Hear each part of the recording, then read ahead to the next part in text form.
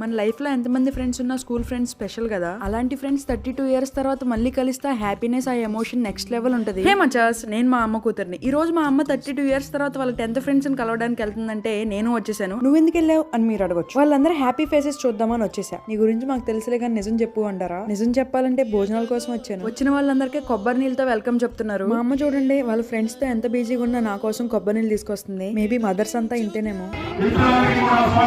ఈ ఆంటీకి health problem ఉన్నా సరే పక్కాగా ఫ్రెండ్స్ ని కలవాలని వచ్చారు. చాలా సంవత్సరాల తర్వాత కలిసారు కదా, పేర్లు మర్చిపోయారు. ఆ పేర్లు గుర్తు తెచ్చుకునేటప్పుడు ఎంత ఫన్ జరిగిందో చూడండి. పేరు గుర్తురాట్లేదు వాళ్ళకి. అది అది అలాగే అడగండి, అలాగే అడగండి.